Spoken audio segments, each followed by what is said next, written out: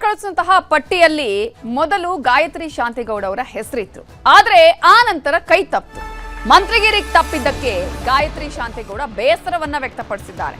High command ಪಟ್ಟಿಯಲ್ಲಿ ತನ್ನ ಹೆಸರಿತ್ತು, ಆದ್ರೆ ಯಾಕೆ ಈ ರೀತಿ ಆಯಿತು ಅಂತ ಗೊತ್ತಿಲ್ಲ ಅನ್ನುವ ಬೇಸರವನ್ನ ಹೊರಹಾಕಿದ್ದಾರೆ. ಎಂಎಲ್ಸಿ ಆಗಿರುವಂತಹ ಗಾಯತ್ರಿ ಶಾಂತೇಗೌಡ ಅವರ ಹೆಸರು ಮೊದಲ ಪಟ್ಟಿಯಲ್ಲಿ ಇತ್ತು.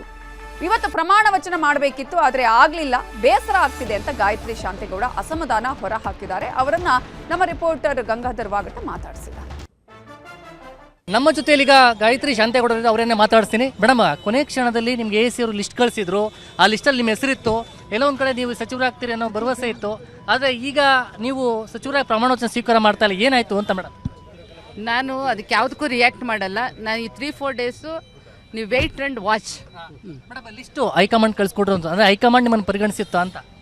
ಎಲ್ಲರೂ ಪರಿಗಣಿಸಿದ್ದಾರೆ.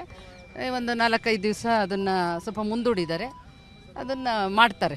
ಅಂದರೆ ಕಾರಣ ಏನು ಅಂತ ಗೊತ್ತಾಗಿಲ್ಲ? ಇಲ್ಲ ನನಗೆ ಗೊತ್ತಿಲ್ಲ. ಸಿದ್ದರಾಮಯ್ಯವರು ಭೇಟಿ ಮಾಡಿದ್ರಿ, ಇವತ್ತು ಹುಟ್ಟುದಬ್ಬ, ಮತ್ತು ನಾನು ಸಿದ್ದರಾಮಯ್ಯನವ್ರು ಹುಟ್ಟಿದಬ್ಬ, ನಾನೊಬ್ಳು ಅಭಿಮಾನಿಯಾಗಿ ಹೋಗಿ ವಿಶ್ ಮಾಡಿಬಿಟ್ಟು ಬಂದಿದ್ದೀನಿ. ಸಿದ್ದರಾಮಯ್ಯವರು ಇವತ್ತು ಕ್ಯಾಬಿನೆಟ್ ರಾಜಭವನ ಲೋಕಭವನಕ್ಕೆ ಹೋಗಿಲ್ಲ. ಕಾರಣ ನಿಮ್ಮ ಬಗ್ಗೆ ಅಲ್ಲಿ ಚರ್ಚೆ ಮಾಡೋ ಸಂದರ್ಭದಲ್ಲಿ ಏನಾದರೂ ಅದ್ರ ಬಗ್ಗೆ? ಇಲ್ಲ, ನಾನು ಅದ್ರ ಬಗ್ಗೆ ನನಗೇನು ಗೊತ್ತಿಲ್ಲ. ನಾನು ಅದೇನು ಮಾತಾಡಲ್ಲ. ಇವತ್ತು ಮಾಡಬೇಕಾಯಿತು, ನೀವು ಕೂಡ ಪ್ರಮಾಣ ವಚನ ಸ್ವೀಕಾರ ಮಾಡಬೇಕಾಯಿತು. ಬೇಸರ ಇದೆ, ಇವತ್ತು ಎಲ್ಲರೂ ಮಾಡ್ತಾ ಇದ್ದಾರೆ. ತಮ್ಮ ಹೆಸರಿದ್ದು ಕೂಡ ನೀವು ನನ್ನ ಹೆಸರಿತ್ತು ಆಗಿಲ್ಲ ಅಂತ ಬೇಸರ ಇದ್ದೇ ಇರುತ್ತೆ ಎಲ್ಲರಿಗೂ. ಅದೇ ಥರ ನನಗೂ ಸ್ವಲ್ಪ ಬೇಜಾರಾಗಿದೆ. ಇದೆಯಾ ಈಗ ಮುಂದೆ ಸಿಗುತ್ತೇನೋ? ಯಾಕಂದ್ರೆ ತುಂಬಾ ಇದು ಕೇಳಿ ಬರ್ತಾ ಇರುವಂಥ ಬೇರೆ ಬೇರೆ ಹೆಸರು. ಆದರೆ ನಮಗೆ ಸಿಗುತ್ತೇನೋ ನಿರೀಕ್ಷೆ ಇದೆಯಾ? ನಿರೀಕ್ಷೆ ಇದೆ.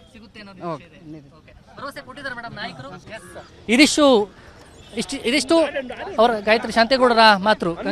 ಕ್ಯಾಮರಾ ಪರ್ಸನ್ ಶಿವಪ್ಪ ಜೊತೆ ಗಂಗಾಧರ ಭಕ್ತ, ನ್ಯೂಸ್ 18 ಬೆಂಗಳೂರು. ಅನೇಕ ಶಾಸಕರು ತಮಗೆ ಸಚಿವ ಸ್ಥಾನ ಸಿಗ್ಲಿಲ್ಲ ಅಂತ ಅಸಮಾಧಾನ ಹೊರಹಾಕಿದ್ದು ಮಾತ್ರ ಅಲ್ಲ, ರಾಜೀನಾಮೆವರೆಗೂ ಕೂಡ ತಮ್ಮ ನಿರ್ಧಾರವನ್ನ ಮಾಡಿದ್ದಾರೆ.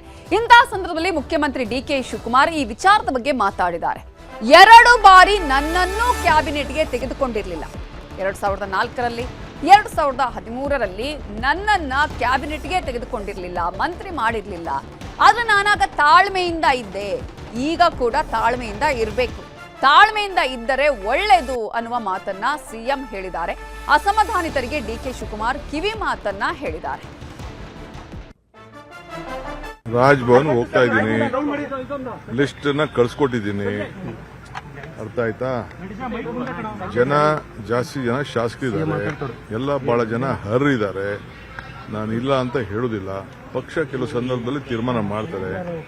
ಈಗ ನನ್ನನ್ನು ಕೂಡ 2004ರಲ್ಲಿ ಮಂತ್ರಿಗಿರಿ ನನ್ನೇ ತಗೊಳ್ಳಿಲ್ಲ. ಸಿದ್ದರಾಮಯ್ಯನವ್ರ ಸರ್ಕಾರದಲ್ಲೂ ನನ್ನ ಸ್ಟಾರ್ಟಿಂಗ್ ಅಲ್ಲಿ ತೆಗೆದುಕೊಂಡಿರ್ಲಿಲ್ಲ. ನಾವು ತಾಳ್ಮೆಯಿಂದ ಇದ್ದದಕ್ಕೆ ಈ ಸ್ಥಾನದಲ್ಲಿ ನಾನು ಕೂತಿದ್ದೀನಿ. ಎಲ್ಲರಿಗೂ ರಿಕ್ವೆಸ್ಟ್ ಮಾಡ್ತೀನಿ, ತಾಳ್ಮೆಯಿಂದ ಇರಬೇಕು. ಎಲ್ಲರಿಗೂ ಒಂದಲ್ಲ ಒಂದು ಅವಕಾಶಗಳು ನಾವು ಕ್ರಿಯೇಟ್ ಮಾಡ್ತೀವಿ. ದಯವಿಟ್ಟು ತಾಳ್ಮೆಯಿಂದ ಎಲ್ಲರೂ ಇರಬೇಕು. ಇದು ಸಿಎಂ ಕಿವಿ ಮಾತಾದ್ರೆ ಅನೇಕರು ಅಸಮಾಧಾನ ಇದೆ. ಆದ್ರೆ ಸಚಿವ ಸ್ಥಾನ ಸಿಕ್ಕಿದ್ದಕ್ಕೆ ಅನೇಕರು ಹರ್ಷವನ್ನ ವ್ಯಕ್ತಪಡಿಸಿದ್ದಾರೆ. ಅದರಲ್ಲಿ ಬಾಲಕೃಷ್ಣ, ಅಜಯ್ ಸಿಂಗ್, ಅದೇ ರೀತಿಯಾಗಿ ರಿಜ್ವಾನ್ ಅರ್ಷದ್ ಖುಷಿಯನ್ನ ವ್ಯಕ್ತಪಡಿಸಿದ್ದು ಹೀಗೆ. 5ನೇ ಬಾರಿ ಶಾಸಕ ನಾನು. ನಮ್ಮ ಮುಖ್ಯಮಂತ್ರಿಗಳು ಡಿ.ಕೆ. ಸುರೇಶ್ ಅವರು ಮತ್ತು ಹೈಕಮಾಂಡ್ ವಿಶ್ವಾಸ ಇಟ್ಟು ತಾಲೂಕಿನಲ್ಲಿ ಮಾತ್ರ ಸೇವೆ ಮಾಡ್ತಾ ಇದ್ದೆ, ಈಗ ರಾಜ್ಯದ ಸೇವೆ ಮಾಡಲಿಕ್ಕೆ ಅವಕಾಶ ಮಾಡಿಕೊಟ್ಟಿದ್ದಾರೆ. ಅವರೆಲ್ಲರಿಗೂ ಕೂಡ ನಾನು ಈ ಸಂದರ್ಭದಲ್ಲಿ ಕೃತಜ್ಞತೆಗಳನ್ನ ಸಲ್ಲಿಸ್ತೇನೆ. ಬಹಳ ಸಂತೋಷ ಅನಿಸ್ತಾ ಇದೆ. ಇವತ್ತು ನಮ್ಮ ರಾಷ್ಟ್ರ ಮಟ್ಟದಲ್ಲಿ ಇರ್ತಕ್ಕಂಥ ನಾಯಕರು, ರಾಜ್ಯ ಮಟ್ಟದಲ್ಲಿ ಇರ್ತಕ್ಕಂಥ ನಾಯಕರು ಎಲ್ಲರೂ ಒಂದು ಆಶೀರ್ವಾದದಿಂದ, ತಮ್ಮೆಲ್ಲರ ಒಂದು ಸಹಕಾರದಿಂದ ಇವತ್ತು ಈ ಒಂದು ಅವಕಾಶ ಸಿಕ್ಕಿದೆ.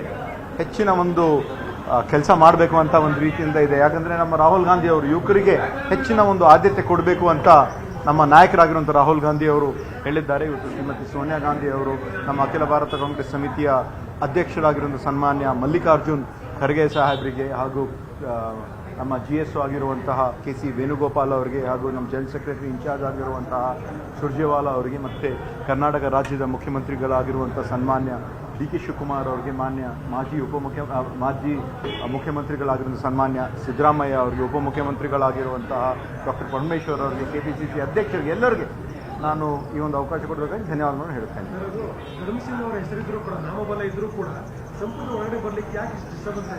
ಏನು ಇವಾಗ ಬಂದಿದ್ದೀವಲ್ಲ, ದೇರ್ ಸೇ ಮಗ ದುರಸ್ತ, ಇವಾಗ ಸ್ವಲ್ಪ ಎಲ್ಲ ಒಳ್ಳೆ ರೀತಿಯಿಂದ ನಾವು ಬಂದಿದ್ದೀವಿ.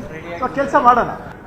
ರಾಹುಲ್ ಗಾಂಧಿ ಅವರಿಗೆ, ಮಲ್ಲಿಕಾರ್ಜುನ್ ಖರ್ಗೆ ಅವರಿಗೆ, ಡಿ.ಕೆ. ಶಿವಕುಮಾರ್ ಅವರಿಗೆ, ಆ್ಯಂಡ್ ವಿಶೇಷವಾಗಿ ನನ್ನ ನಾಯಕರಾದಂಥ ಸಿದ್ದರಾಮಯ್ಯನವರು, ಅವರು ನನ್ನನ್ನು ಬೆಂಬಲಿಸಿ ಪ್ರೋತ್ಸಾಹಿಸಿ ಭಾಳಷ್ಟು ರಾಜಕಾರಣದಲ್ಲಿ ಸಹಾಯ ಮಾಡಿದ್ದಾರೆ ಸಿದ್ದರಾಮಯ್ಯನವರು.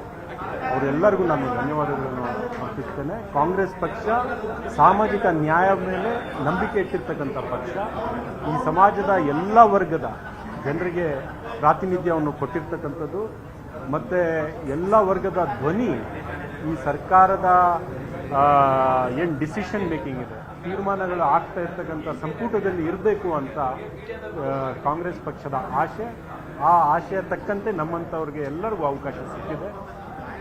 ಬೇರೆ ಯಾವ ಪಕ್ಷದಿಂದನೂ ಈ ನಿರೀಕ್ಷೆ ಮಾಡೋದಕ್ಕೆ ಸಾಧ್ಯ ಇಲ್ಲ. ಅಹಿಂದ ವರ್ಗಕ್ಕೆ ಒಂದು ದೊಡ್ಡ ಮಟ್ಟದ ಒಂದು. ಇನ್ನು ಮತ್ತೊಂದು ಬಾರಿ ಸಚಿವ ಸ್ಥಾನ ಸಿಕ್ಕಿದ್ದಕ್ಕೆ ಬಿ ನಾಗೇಂದ್ರ ಖುಷಿಯನ್ನ ವ್ಯಕ್ತಪಡಿಸಿದ್ದಾರೆ. ಮತ್ತೆ ಸಚಿವ ಸಂಪುಟ ವಿಸ್ತರಣೆ ಆದರೆ ಅದರಲ್ಲಿ ಕೊಡ್ತೀವಿ ಅಂತ ಹೇಳಿದ್ರೆ ಆ ಮಾತಿನ ತಕ್ಕಂತೆ ಇವತ್ತು ನಮ್ಮ ಇಬ್ಬರು ನಾಯಕರು, ಇವತ್ತು ಮುಖ್ಯವಾಗಿ ನಮ್ಮ ಮುಖ್ಯಮಂತ್ರಿ ಡಿ.ಕೆ. ಶಿವಕುಮಾರ್ ಸಾಹೇಬರು ಮತ್ತು ಸಿದ್ದರಾಮಯ್ಯ ಸಾಹೇಬರು ಮತ್ತು ನಮ್ಮ ಹೈಕಮಾಂಡ್ ಅವರು, ಅದರಲ್ಲಿ ಮುಖ್ಯವಾಗಿ ನಮ್ಮ ಮಲ್ಲಿಕಾರ್ಜುನ ಖರ್ಗೆ ಸಾಹೇಬರು, ಸುರ್ಜೇವಾಲಾ ಸಾಹೇಬರು, ಕೆ.ಸಿ. ವೇಣುಗೋಪಾಲ್ ಅವರು ಎಲ್ಲರೂ ಕೂಡ ಬಹಳ ಒಂದು ದೊಡ್ಡ ನಂಬಿಕೆಯನ್ನು ಇಟ್ಕೊಂಡು ನನ್ನನ್ನು ಮರುಸೇರ್ಪಡೆ ಮಾಡಿದ್ದಾರೆ. ಈ ಮುಖಾಂತರ ನಿಮ್ಮ ವಿರೋಧಿಗಳಿಗೆ ಏನು ಸಂದೇಶವನ್ನು ರವಾನೆ ಮಾಡ್ತೀರಾ? ನನ್ನ ವಿರೋಧಿಗಳು ಇವಾಗ ಯಾರು ಅಂತೇಳಿ, ನಾನಂತೂ ನಮ್ಮ ಅಜಾತ ಶತ್ರುವಾಗಿ ನಾನು ಬಳ್ಳಾರಿಯಲ್ಲಿದ್ದೀನಿ. ಆದರೂ ಕೂಡ ವಿರೋಧಿಗಳು ಕೆಲವು ಪಾಲಿಟಿಕ್ಸಲ್ಲಿ ಇದ್ದಾಗ, ಇವತ್ತು ರಾಜಕೀಯದಲ್ಲಿ ಇದ್ದಾಗ ಸರ್ವೇ ಸಾಮಾನ್ಯವಾಗಿ ನನಗೇನಾದರೂ ಒಂದು ಏಟು ಬಿದ್ದಾಗ ಇನ್ನೂ ಒಂದು 10 ಏಟು ಹೊಡೆಯೋಕ್ಕೆ ಪ್ರಯತ್ನ ಮಾಡ್ತಾ ಇರ್ತಾರೆ. ಅದರಲ್ಲಿ ಅವ್ರು ಸಫಲ ಆಗಿಲ್ಲ ಅಂತೇಳಿ ವಿಚಾರವನ್ನು ಹೇಳಲಿಕ್ಕೆ ಇಷ್ಟ. ಕಳೆದ ಬಾರಿ ಅದೊಂದು ಘಟನೆಯಿಂದ ವಾಲ್ಮೀಕಿ ಸಮುದಾಯದಿಂದ ನಿಮ್ಮನ್ನು ವಿಲನ್ ಥರ ನೋಡಿದ್ರು. ಈಗ ಯಾವ ಖಾತೆಯನ್ನು ಕೇಳ್ತೀರಾ ಸರ್? ಯಾವ ಖಾತೆ ಕೊಟ್ಟರು ಕೂಡ ನಾನು ನಿಭಾಯಿಸೋಕ್ಕೆ ಶಕ್ತಿವಂತನಾಗಿದ್ದೀನಿ. ನಾನು ಕಳೆದ 2 ವರ್ಷದಿಂದ ಕೂಡ ಅಜ್ಞಾತವಾಸದಲ್ಲಿ ಇದ್ಕೊಂಡು ನಾನು ಚೆನ್ನಾಗಿ ಸ್ಟಡಿ ಮಾಡ್ಕೊಂಡಿದ್ದೀನಿ. ಯಾವ ರೀತಿ ಆಡಳಿತ ಅಂದರೆ ಏನು, ಅಭಿವೃದ್ಧಿ ಅಂದರೆ ಏನು, ಯಾವ ರೀತಿ ಮಾಡಬೇಕು, ಸರ್ಕಾರಗಳನ್ನು ಯಾವ ರೀತಿ ನಾವು ತೊಗೊಂಡು ಹೋಗಬೇಕು ಅನ್ನುವಂಥ ವಿಚಾರವನ್ನು ನಾನು ಭಾಳ ಅಧ್ಯಯನದಲ್ಲಿ ಮಾಡ್ಕೊಂಡು ಹೋಗಿದ್ದೀನಿ. ಮುಂದಿನ ದಿನಗಳಲ್ಲಿ ತಾವೆಲ್ಲರೂ ಕೂಡ ಮಾಧ್ಯಮದಲ್ಲಿ ಹೇಳ್ತೀನಿ, ಈ ರಾಜ್ಯದಲ್ಲಿ ಒಬ್ಬ ಒಳ್ಳೆಯ ಮಂತ್ರಿಯಾಗಿ ಕೆಲಸ ಮಾಡ್ಕೊಂಡು ಹೋಗ್ತೀನಿ. ಇನ್ನು ಎಸ್ ಮಲ್ಲಿಕಾರ್ಜುನ್ಗೆ ಮಂತ್ರಿಗಿರಿ ಸಿಕ್ಕಿದೆ. ಅವರ ಪತ್ನಿ ಪ್ರಭಾ ಮಲ್ಲಿಕಾರ್ಜುನ್ ಹರ್ಷವನ್ನ ವ್ಯಕ್ತಪಡಿಸಿದ್ದಾರೆ. ನೂತನ ಸಚಿವರು ಮತ್ತು ಪತ್ನಿಯೂ ಆಗಿರ್ತಕ್ಕಂಥ ಎಸ್ ಮಲ್ಲಿಕಾರ್ಜುನ್ ಪತ್ನಿ ನಮ್ಮ ಜೊತೆ ಇದ್ದಾರೆ. ಮೇಡಮ್, ಈ ಶುಭ ಗಳಿಗೆಯನ್ನು ಯಾವ ರೀತಿ ವಿವರಿಸ್ತೀರಾ? ಸಂತೋಷನೇ.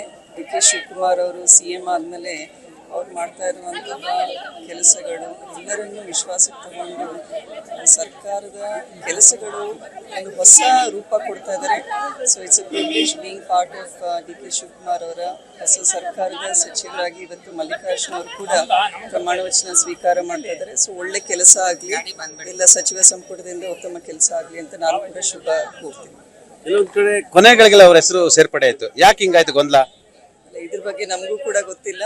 ಈಗ ಹೆಸರಿದೆ, ಒಳ್ಳೆ ಕೆಲಸ ಮಾಡಬೇಕು, ಸೇವೆ ಮಾಡಬೇಕು ಅನ್ನೋ ಸಂತೋಷದಲ್ಲಿದ್ದೀವಿ. ಈಗ ಸದ್ಯ 3 ಬಾರಿ ಸಚಿವರಾಗಿದ್ದಾರೆ. ಸೊ ಅವ್ರಿಗೂ ಕೂಡ ಎಕ್ಸ್ಪೀರಿಯನ್ಸ್ ಇದೆ. ಹಾಗಾಗಿ ಯಾವುದೇ ಖಾತೆ ಕೊಟ್ಟು ಕೂಡ ಪ್ರಾಮಾಣಿಕವಾಗಿ ಎಲ್ಲ ಜನರನ್ನ ವಿಶ್ವಾಸಕ್ಕೆ ತಗೊಂಡೋಗಿ ಒಳ್ಳೆ ಕೆಲಸ ಮಾಡಲಿ ಅಂತ ನಾನು ಕೂಡ ಅದೇ ಬಯಸ್ತೇನೆ. ಇದೊಂಥರ ಭಾಗ್ಯ ಅಲ್ಲ, ಒಂದೇ ಮನೆಯಲ್ಲಿ ಒಬ್ರು ಸಂಸದರು, ಒಬ್ರು ಎಮ್ ಎಲ್ ಎ ಪ್ಲಸ್ ಮಂತ್ರಿ, ಏನಂತೀರಾ? ಇದನ್ನ ನಾವು ಹೆಚ್ಚಿನ ಜವಾಬ್ದಾರಿ ಅಂತ ತಗೊಳ್ತೀವಿ. It's not power, it's power with responsibility ಅಂತ ನಾನು ಯಾವಾಗಲೂ ಹೇಳೋದು. ಬಿಕಾಸ್ ನಾವು ಕೂಡ we take each and every responsibility with lot of commitment and seriousness. Thank you madam. ಇದು ಸಂಸದೆ ಪ್ರಭಾ ಮಲ್ಲಿಕಾರ್ಜುನ್ ರವರ ಅಭಿಪ್ರಾಯ ಆಗಿರ್ತಕ್ಕಂಥದ್ದು. ಹೊಸ ಜವಾಬ್ದಾರಿಯ ಬಗ್ಗೆ ಮತ್ತು ತಮ್ಮ ಪತಿ ಮಂತ್ರಿ ಆಗಿರೋ ಸಂಬಂಧಪಟ್ಟಕ್ಕೆ ವಿವರಣೆಯನ್ನು ನೀಡಿದರು. ಚಿದಾನಂದ್ ಪಟೇಲ್, ನ್ಯೂಸ್ 18 ಕನ್ನಡಕ್ಕಾಗಿ ಲೋಕಭವನದಿಂದ.